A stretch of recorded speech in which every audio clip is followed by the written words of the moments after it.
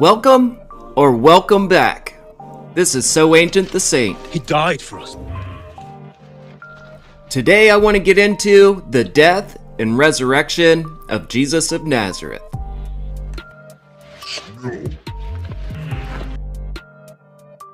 Blessed is he that readeth, and they that hear the words of this prophecy, and keep those things which are written therein, for the time is at hand. Behold, he cometh with clouds, and every eye shall see him, and they also which pierced him, and all kindreds of the earth shall wail because of him.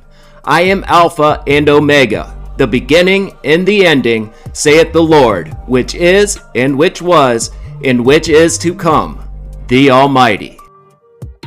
Now, to understand the death and resurrection of Jesus, we need to understand the worldview of the people that wrote these stories, and the people that were meant to read them and understand them as such. 1 Peter 3, verse 18, For Christ also suffered, once for sins, the righteous for the unrighteous, that he might bring us to God, being put to death in the flesh, but made alive in spirit, in which he went and proclaimed to the spirits in prison, because they formerly did not obey, when God's patience waited in the days of Noah while the ark was being prepared, in which a few, that is, 8 persons, were brought safely through water.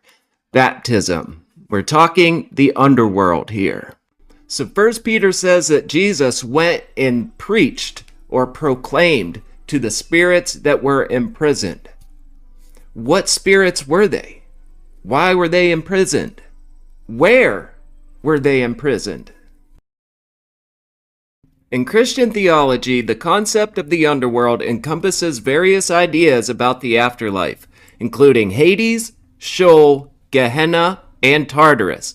These terms reflect different aspects of the intermediate state between death and the final judgment. Tartarus is a term borrowed from Greek mythology referring to a deep, gloomy part of the underworld where the wicked are punished. Gehenna is derived from the Valley of Hinnom, a place outside Jerusalem associated with the burning of refuse and metaphorically with final judgment and punishment. Hades is often used in the New Testament as the Greek equivalent of the Hebrew Sheol. It's considered the place where the souls of the dead reside. Let me oversimplify this for you. Hades is the equivalent of the Hebrew Sheol. It's the realm of the dead. Tartarus, we'll call it the pit. That's where they throw in the evil and wicked spirits to await final judgment. In Gehenna, well, it's the lake of fire, baby. Here's the link between the Book of Enoch and the New Testament. This is 2 Peter chapter 2, verse 4. For if God spared not the angels that sinned, but cast them down to hell, Tartarus, and delivered them into chains of darkness to be reserved unto judgment, and spared not the old world, but saved Noah, the 8th person, a preacher of righteousness, bringing in the flood upon the world of the ungodly, and turning the cities of Sodom and Gomorrah into ashes, condemned them with an overthrow, making them an example unto those that after should live ungodly. He cast those angels that sinned into Tartarus. He cast them to hell. Those were the sons of God in Genesis 6. The use of scripture in 1 Enoch 6 through 11. According to the Shemyaza narrative, pain and sorrow are to be ascribed to the angels who rebelled against the Most High and their offspring. The archangels saw their devastating work and reported it to the Most High, who decided to punish them. A new era of bliss is promised. Although this narrative is characterized by extensive use of myth, it is primarily based on Genesis 6 through 9. The Genesis narrative, however, only serves as a starting point, in the description of the different events in the Shemyaza story goes far beyond this Old Testament passage. To highlight this difference, attention is to be paid to the Yahweh's description of the fall of the sons of God in the flood story, and then compared with the Shemyaza narrative. The fall of the sons of God. Genesis 6, 4 through 11 forms the basis for the Enochic narrative of the origin of sin.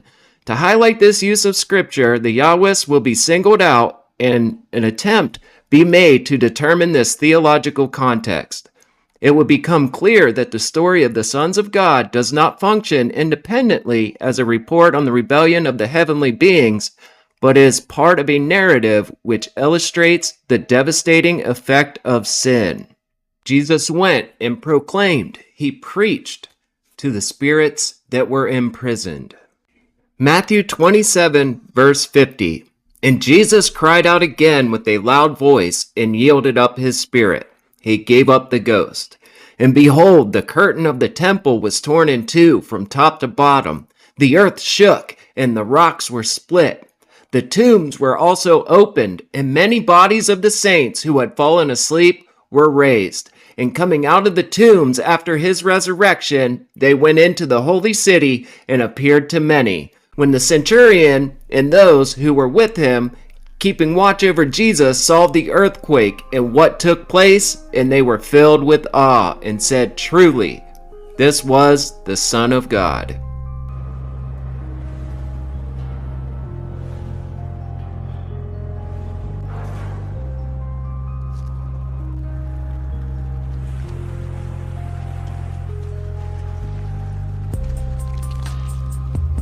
The dead rose from their tombs, signifying that Jesus conquered death.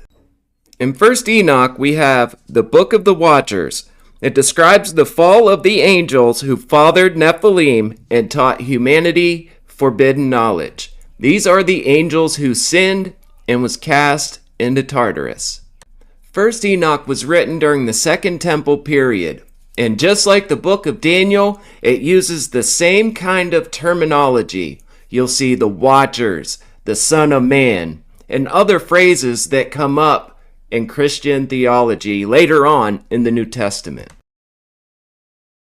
Daniel 7, 13 and 14. I saw in the night visions, and behold, one like the Son of Man came with the clouds of heaven. That's a reference back to the God of Israel versus Baal, the cloud rider, and came to the Ancient of Days, and they brought him near before him. And there was given him dominion and glory and a kingdom that all people, nations, and languages should serve him. His dominion is an everlasting dominion which shall not pass away, and his kingdom that which shall not be destroyed. This is 1 Enoch 46. And there I saw one who had a head of days. That's the Ancient of Days. His head was white like wool, and with him another being whose countenance had the appearance of a man, the Son of Man. This is Mark 13, verse 24. But in those days after that tribulation, the sun will be darkened, and the moon will not give its light, and the stars will be falling from heaven, and the powers in the heavens will be shaken. And they will see the Son of Man coming in clouds with great power and glory. And he will then send out angels and gather his elect from the four winds, from the ends of the earth to the ends of heaven. So you can see where the New Testament really draws its inspiration, especially this Ancient of Days and Son of Man motif found in Daniel and 1 Enoch. So in the Book of Enoch, it states that the Nephilim, the sons of the children of heaven, were born of spirit and flesh. They came from spiritual beings mating with earthly beings. Flesh, spirits and flesh. And once they were killed, their spirits would remain. They wouldn't go to Sheol and they couldn't go to heaven, so they remained on earth. Later on, Jesus casts out demons. He also sends them into pigs and they run off the cliff and things like that because he is the Lord of spirits. In Enoch, it says that the Lord of spirits was named before creation. This episode was recorded in Matthew chapter 8, verse 28. And when he came to the other side into the country of the Gadarenes, 2 demon-possessed men confronted him as they were coming out of the tombs.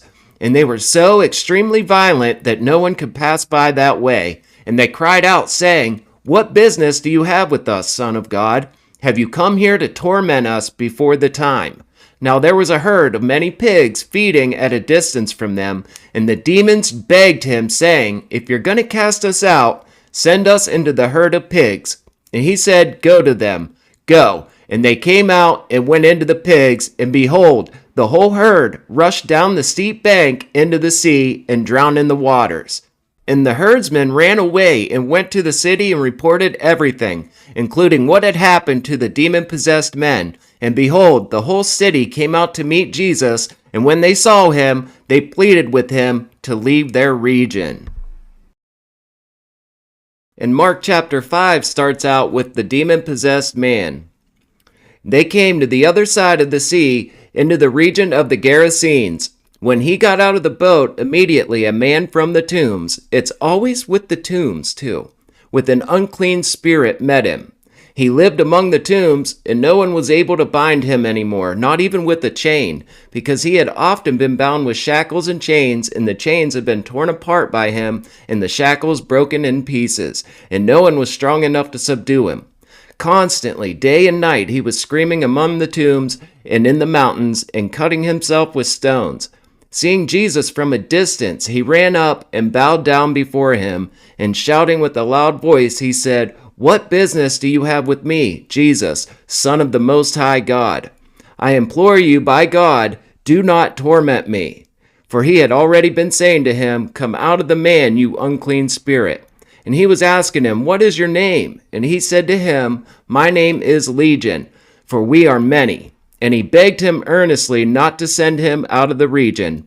Now there was a large herd of pigs feeding nearby on the mountain, and the demons begged him, saying, "Send us into the pigs so that we may enter them." Jesus gave them permission, and coming out, the unclean spirits entered the pigs, and the herd rushed down the steep bank into the sea, about 2,000 of them, and they were drowned in the sea. Now pay attention here, and as you'll see, just like the book of Daniel, just like the book of Revelation, the book of Enoch, this is like the Holy Trinity to Christian theology. And there I saw one who had a head of days. I already read this, the Ancient of Days.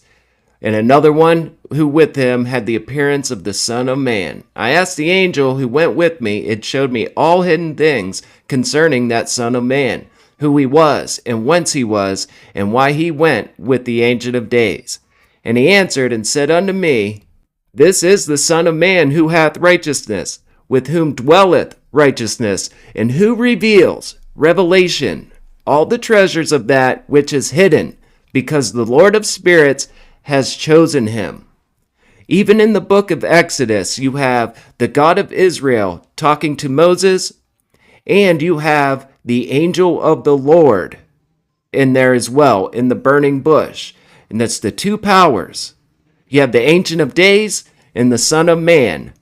And Jesus claims to be that Son of Man. You'll notice in both instances, in Matthew and Mark, when Jesus is dealing with the demon possessions, right? They both refer to him, "Hey, Son of the Most High God, what business do you have with me?" They both say, too, "You're not going to torment me before the time," right? And I think this is kind of the same instance, just recorded two different ways. But they say, "You're not going to torment me before the time," right? And don't send me to Sheol. Don't send me to the realm of the dead. Jesus, his death and resurrection is triumphant over that whole business that happened back in Genesis. It's a reversal of the transgression between heaven and earth. And Jesus, he is triumphant in that he is claiming his throne. He is taking his seat as the Lord of spirits. It was spiritual warfare. Jesus spoke of spiritual things. He taught people how to live and be in line with the Creator spiritually. But the warfare part of it, it's all in the details.